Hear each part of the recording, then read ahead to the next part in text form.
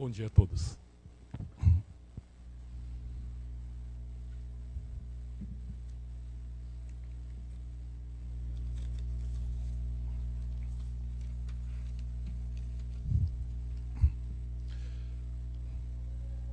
O mundo de Daikômio.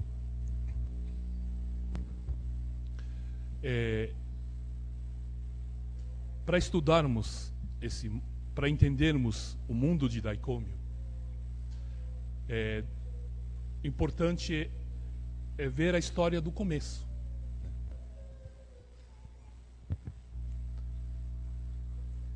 Há muito tempo atrás, um imperador chamado Izunome, líder do Japão,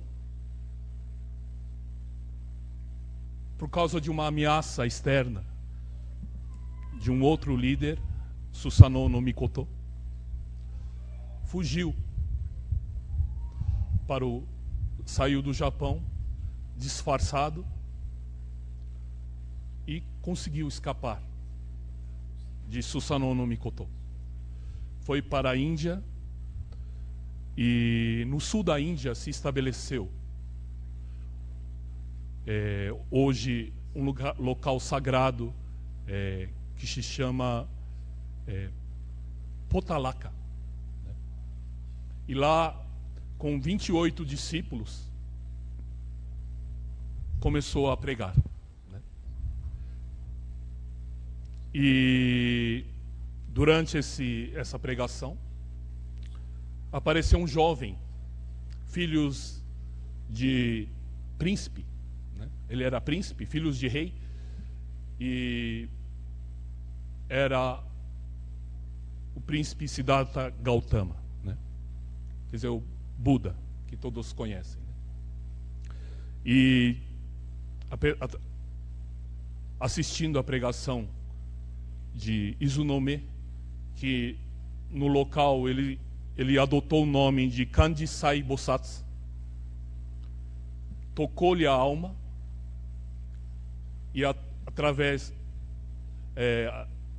por causa disso ele largou a vida de palácio para pregar a verdade.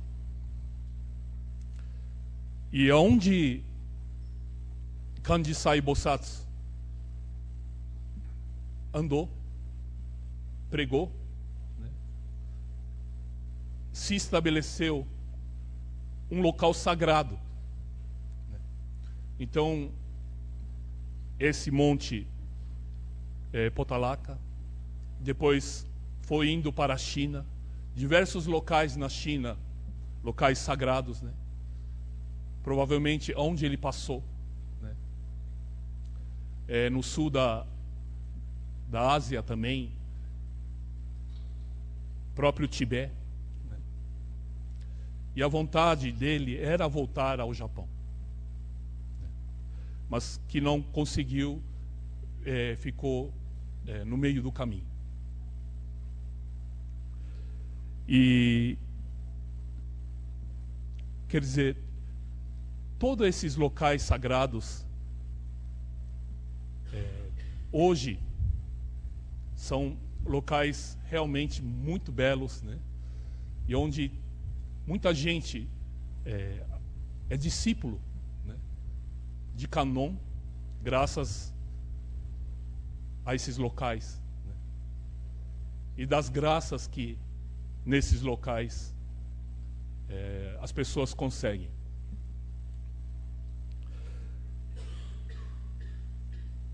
Então,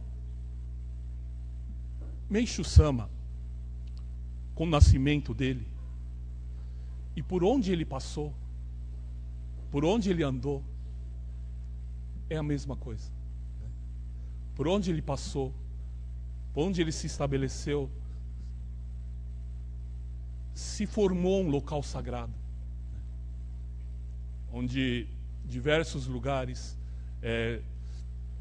são considerados o solo sagrado, E mesmo durante a vida dele, ele visitou diversos templos budistas, principalmente templos onde eram cultuados Kannon,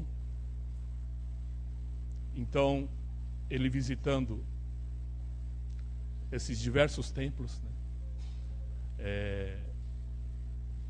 Hoje nós sabemos, né, onde ele andou, tudo. Quer dizer, criou-se realmente um lugar completo. Por isso, ano que vem, né, nós gostaríamos de formar assim caravanas para conhecer esses locais onde Meishu Sama construiu belezas inimagináveis, né? Peças de alto teor artístico, mas também aonde ele visitou, né? Que para nós passou a ser realmente, né, para os messiânicos, os locais sagrados. Então tem muitos templos budistas maravilhosos, com estátuas de Kannon, que é de tirar o fôlego.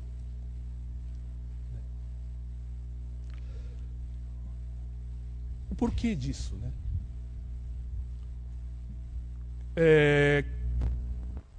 Quando eu tinha acho que uns 12 anos, o reverendo foi visitar um membro em Curitiba, e lá, chegando, o filho mais velho desse membro falou que tinha um passeio muito bacana. E eu, na época, tinha uns 12 anos, fui com um colega meu, amigo de infância, aí vamos para esse lugar bacana. Aí pegamos um trem na Serra do Mar e fomos até uma cabana de montanha.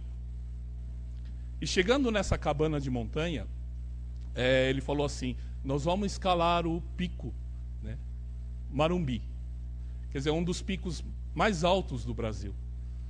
Aí nós, crianças, tá bom, vamos, né? E esse pico Marumbi é realmente bastante alto, mas com a mata bastante densa na parte de baixo.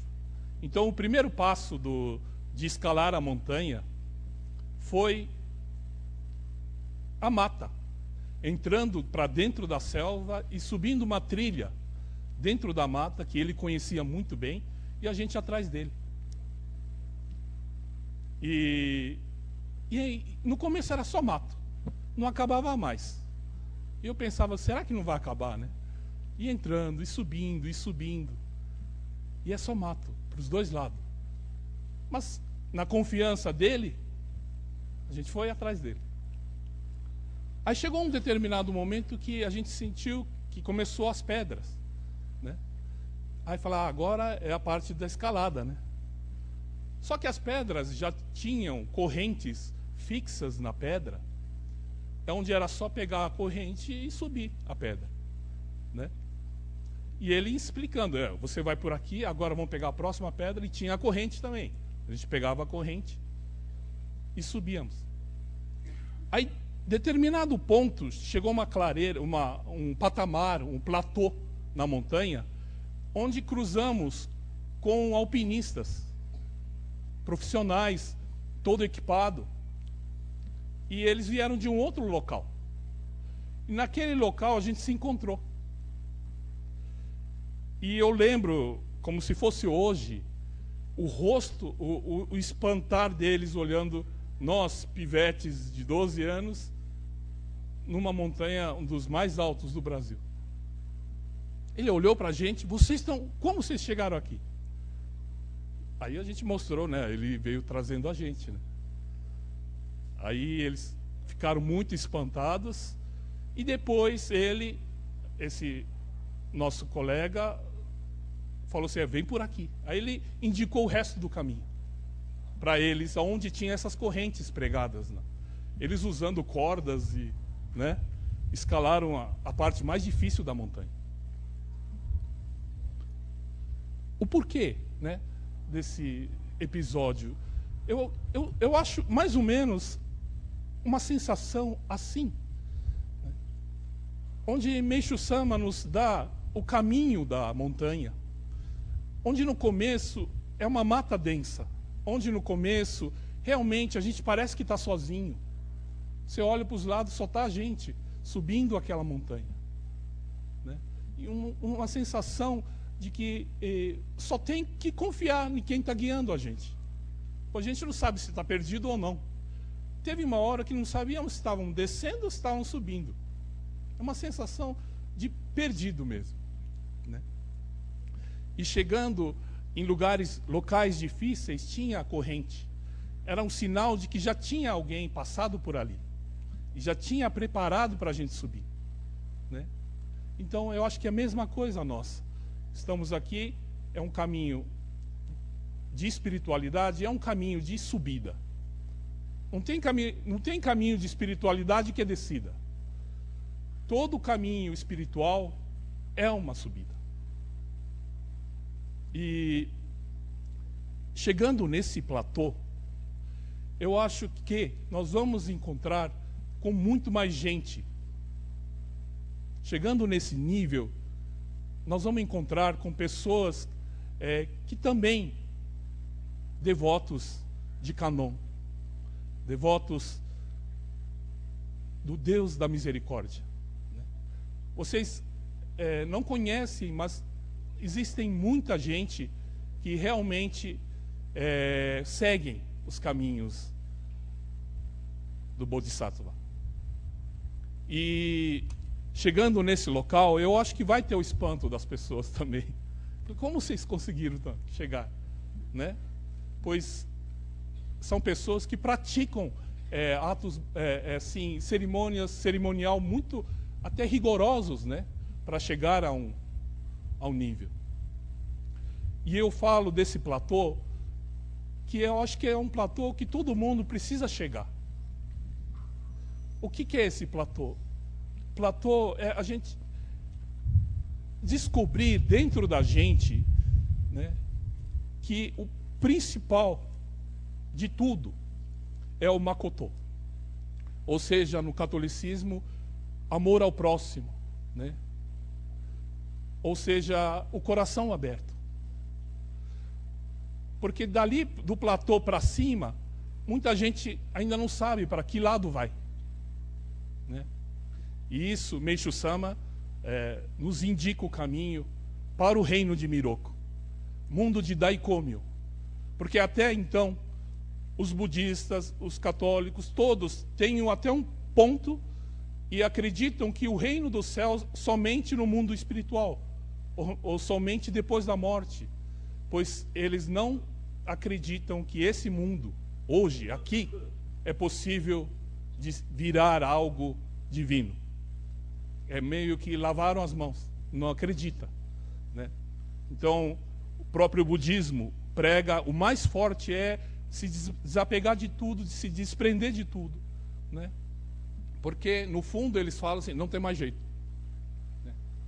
Então, dali do platô para cima, é Meishu-sama que vai guiar a todos. Que é possível, neste mundo material, o reino do céu na terra.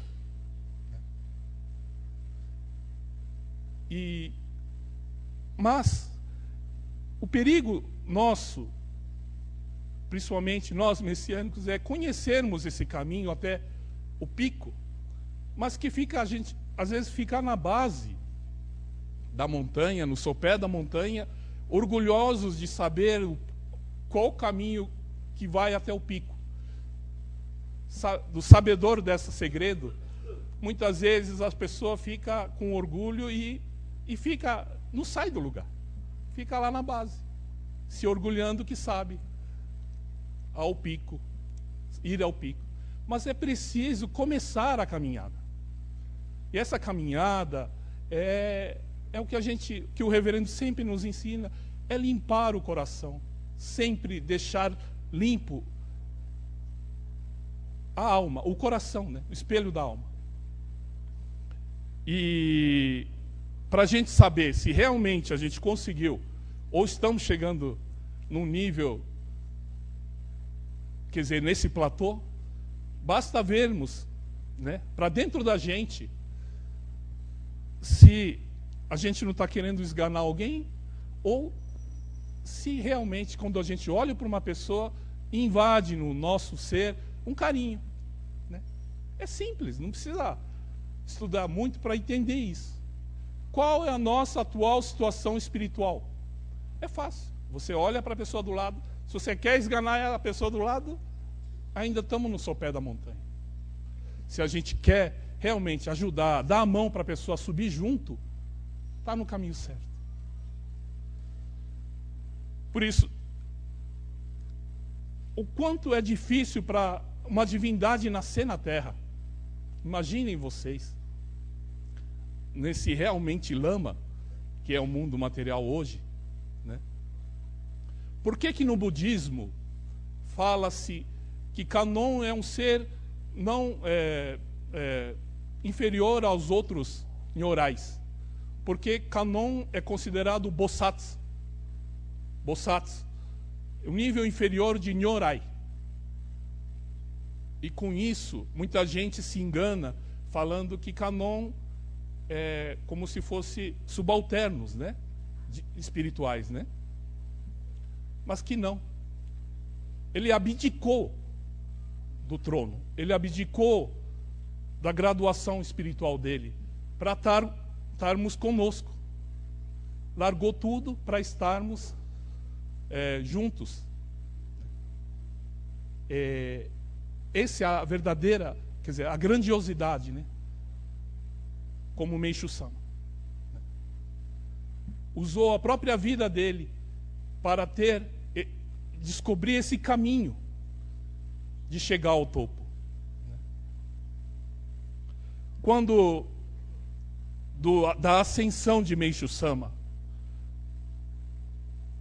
o reverendo conta que antes de todos saber da notícia, tinha na igreja deles em Kyoto uma senhora muito sensível e médium, né? Pessoa com muita sensibilidade espiritual, e que de repente ela falou assim, que passou no nível espiritual que ela estava, no mundo espiritual que ela estava, como se fosse um foguete. Um foguete passou em várias camadas do mundo espiritual. E na época o reverendo entendeu isso como sendo a partida de Meishu-sama. E depois da partida, depois da ascensão dele para o mundo divino, ele prometeu que estaria com todos nós, né? Muito mais presente, pois o corpo limitava o espírito dele, né? E que sem o corpo estaria com cada um de vocês, né? Mas a necessidade agora, porque na época ele estava aqui na Terra, agora é da gente ir em encontro dele. É esse platô que a gente precisa chegar. Não adianta a gente esperar sentado. Tem que chegar pelo menos nesse nível. Pois sem chegar a esse nível, a gente perde muita oportunidade, muita chance, muita alegria em muitas das ocasiões da nossa vida. Pois estando fechado, as coisas boas passam batido, né? Você não percebe o que aconteceu. Então, essa compreensão e principalmente essa evolução espiritual é igual em todas as religiões, né? É necessário disciplina, é necessário a dedicação, é necessário. Você vê os monges tibetanos oram, limpam, depois oram, depois comem um pouquinho, depois limpam, oram, dormem. É o dia inteiro. Assim, e no dia seguinte a mesma coisa. Quer dizer, não muda, né? Um pouquinho na quantidade, né? Mas é necessário a gente entender e fazer o pouco que seja, mas nesse caminho. Meixo Sama nos deu uma inclinação bem suave nessa montanha. O melhor caminho para percorrer essa montanha. Mas é necessário essa atividade. Essa atividade nada mais é do que o passo que você vai dando, vencendo declive, vencendo obstáculos. Então, é ter esse cuidado e vigiando sempre nosso interior. Não tem outro caminho, não tem outro jeito. Muitas vezes acontece algo com a gente e aquilo vira um turbilhão e você cai realmente num buraco, né? E para sair desse buraco não é fácil, né? Porque o coração é um órgão espiritual que não distingue o sentimento, assim, no sentido de, suponhamos, você ficou bravo muito com alguém, muito bravo, ou muito magoado, ou muito chateado. Aí você olha para o seu lado, a sua esposa, ou sua filha, ou qualquer pessoa que você ama de paixão. Não vai dar o clique de não sentir aquela raiva, ou aquela frustração, aquela mágoa, e olhar a pessoa amada com outros olhos. Não, ele é igual. Por isso que a gente fala que quem ama, ama também é os outros, né? É um sentimento que não escolhe. Esse é a característica do sentimento, né? Então não dá para distinguir. Então a importância da gente ficar bastante consciente disso, né? Muito bravo, está bravo com todo mundo. O mundo fica negro, tudo fica ruim, né? É assim. Então, esse cuidado daqui para frente, pois é uma sensação muito grande de um tempo chegando, né? Estamos, gente, no 10º mês do ano. Tem gente que fala que antigamente um ano levava 12 meses, mas depois 6 meses. A sensação que esse ano levou uma semana. Esse ano, e todo ano a gente fala isso, esse ano passou rápido, e cada vez mais rápido. Justamente é um tempo espiritual, acelerando, né, para essa grande mudança. E para essa mudança, é necessário que a gente esteja realmente bastante tranquilos, né? Pois vai vir um furacão. Mas um determinado ponto do furacão é tranquilo, que é o olho do furacão. Você estando bem centrado, aquele pedaço não tem vento. É ali que tem que permanecer. Se você entrar com o emocional, um sentimento de algo que seja um pouco na beirada, aquilo já te leva, já te roda. E cada vez mais forte essa roda, né? A gente percebe que as pessoas, quando ficam ruins, não volta mais. É uma espiral que realmente engole a pessoa. Então, esse cuidado é que o reverendo sempre nos alertou, né? É sempre dentro da gente. E como está dentro da gente, está ao alcance da gente. A sensação sempre, espiritualidade, era uma coisa fora do nosso alcance. Mas é dentro. Então a sensação é de possibilidade, né? Poxa, está dentro da gente. E realmente, essa parte do sagrado, onde Meixo Sama andou, onde ele pregou, onde ele dedicou toda a parte né, é porque ele teve de corpo presente, né, no local. E aí nós temos a bênção de que a parte do corpo presente de Meishu Sama, né, estarmos conosco na torre. Né?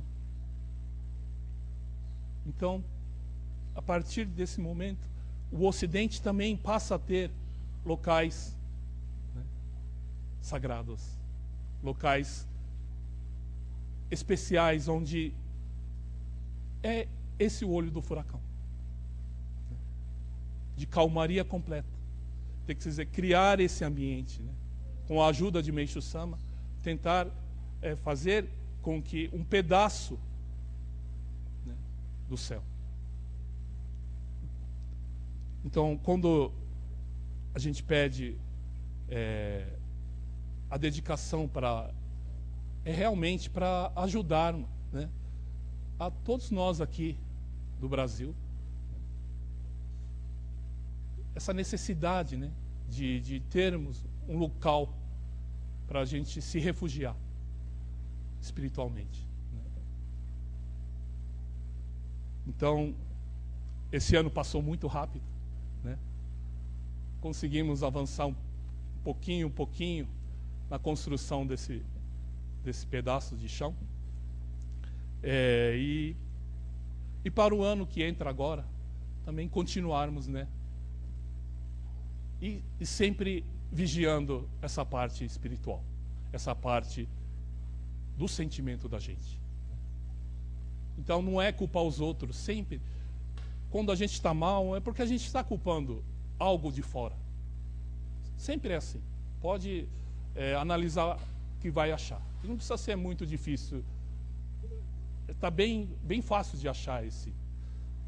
A gente está chateado com alguma coisa externa.